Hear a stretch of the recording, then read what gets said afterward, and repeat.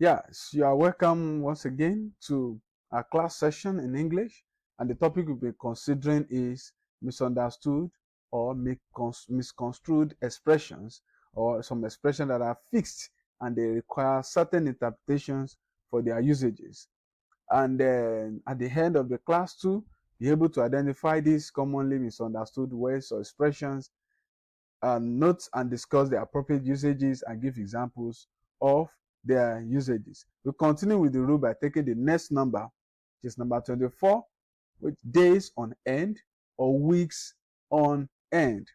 And when you say days on end or weeks on end, you mean it's a phrase that refers to something that is continuous, a process that is continuous. For instance, he was tortured for days on end.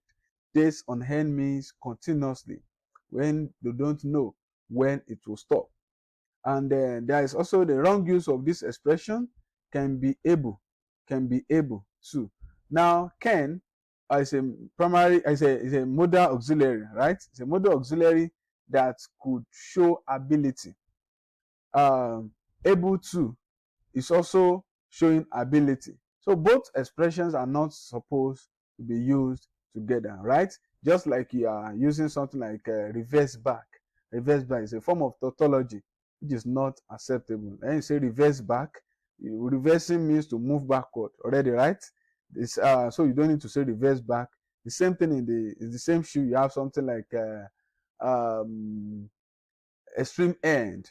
Something at the extreme is already at the end, and something at the end is already at the extreme. So both are not supposed to be used together. That is what we are trying to project here. So you either say I can do it, or you say I am able to do it, or I will be able to do it. So that can, showing ability as a modal auxiliary, will not be reflecting, or the idea will not be duplicated in the same expressions, and which will not be acceptable in English. Another one is conclusively and in conclusion. Note when to use the two, especially when you are writing essays. Apart from the fact that you could be asked in your lesson structured as well as in your UTME structured exams. Conclusively means something is definitely true, or without any iota or doubt, or there is no one that can come and say it is not true. So it's like absolutely true. So that is conclusively. So for instance, conclusively, the investigation gave genuine evidence. But on the other hand, in conclusion, is used as a summative marker. You have been giving us list of points or ideas, and you want to write a summary of those points you have raised. So you don't say conclusively, but rather you say in conclusion. So that is why you use it as a summative marker to sum up a whole piece of writing or expressions. In conclusion, for instance, the government should create more job opportunities for the citizens. The next one is these four words: annual, biennial, biannual, and perennial. I want to take note of the four: annual, biennial, biannual, and what? Perennial. Let me take it in the order of occurrence. Annual, it means once in a year, something that happens once in a year.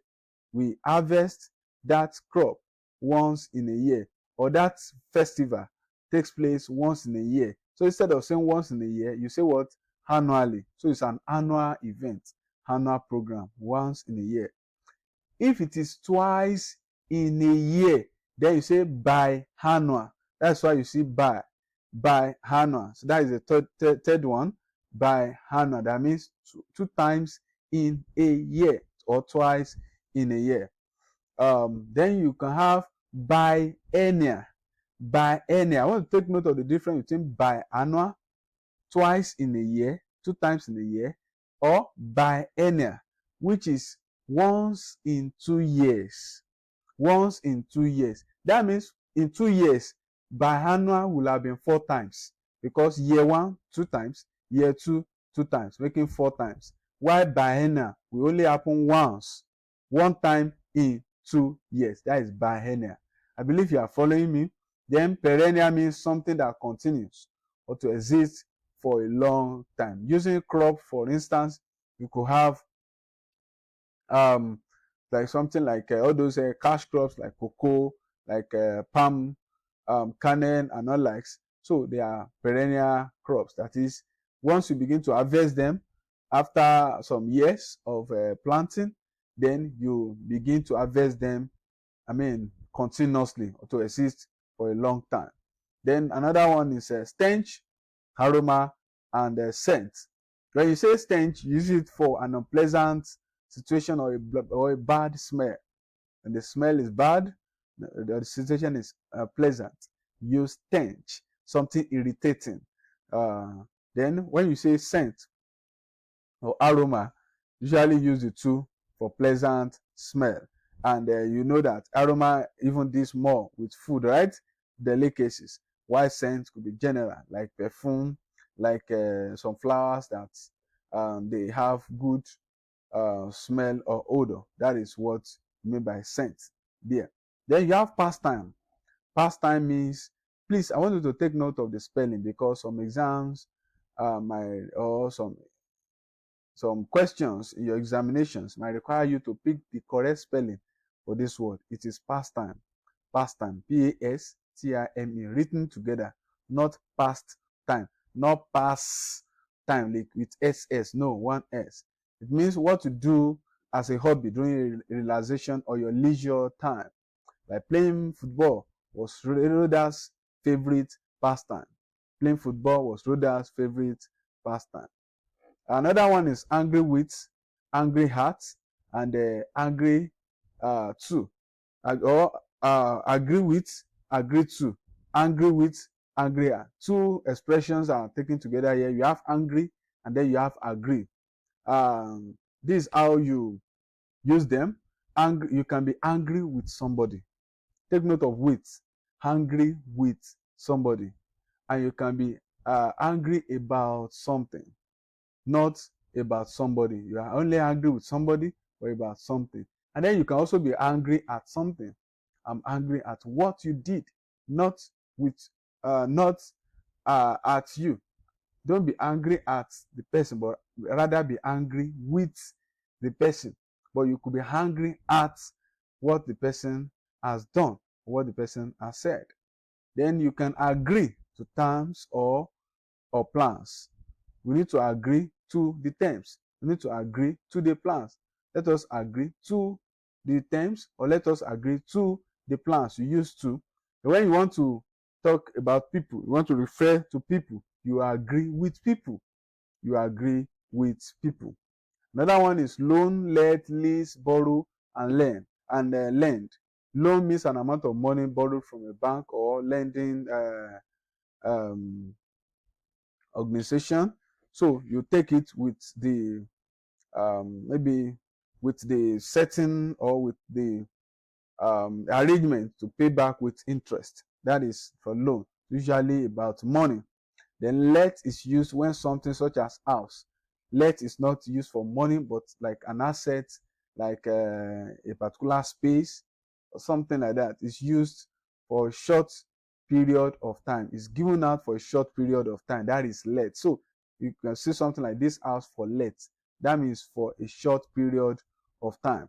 And the opposite of that, not about not giving out, but rather in terms of time frame, is lease. And then lease means to give out a house or land for a long period of time, say 10, 15, 25 years or more. That is lease. Are we together? But let is for a short period of time. It could be monthly, it could be weekly, and the highest usually a year. Usually a year. Now there's now two terms, borrow and lend. Please, you need to take note of that. The two of them will mean the same thing.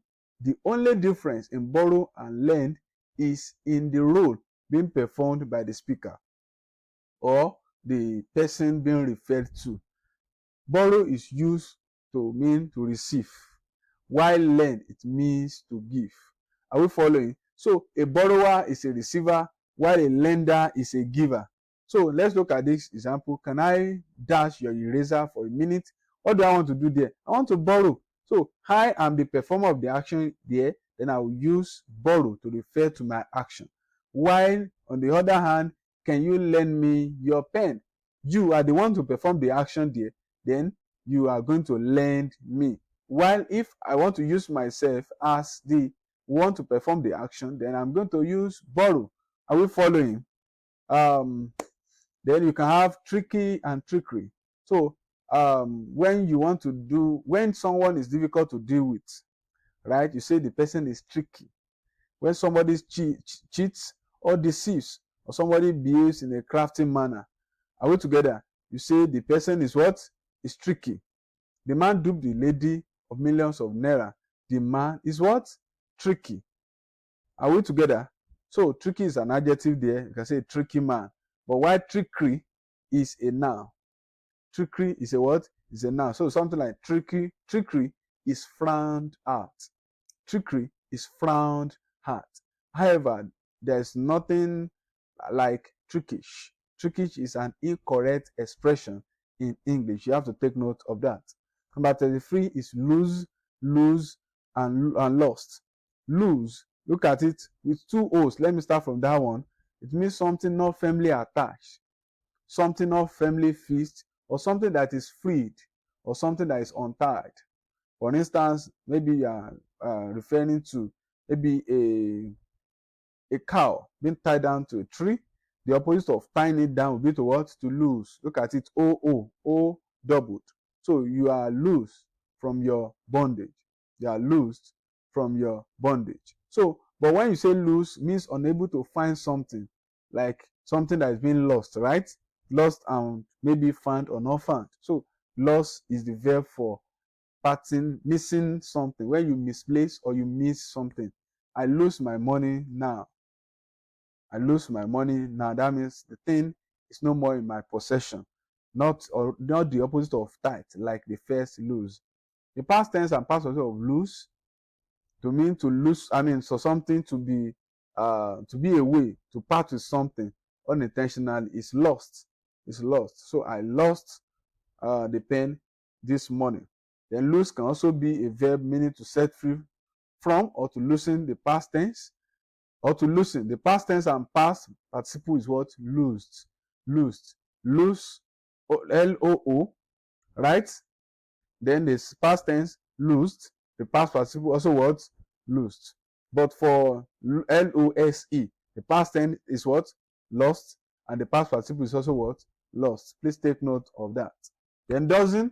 When dozen means a plural number, it's one of the quantifiers. In terms of number, it already means something that is plural. So avoid combinations such as 2 dozens, 10 dozens. Either you use 2 dozen eggs when you must still mention 2. Are we together? And dozen. So 2 dozen eggs. So you have transferred that my plural features to eggs so that you not be taken as that. Or you say 10 dozen others. 10 dozen. Don't add s to the dozen. And then except you are not going to mention number, like you just say dozens of eggs, dozens of people, in order to refer to that generally. In the next class, we'll still look at many of these sundry rules. Thank you for listening, and God bless you.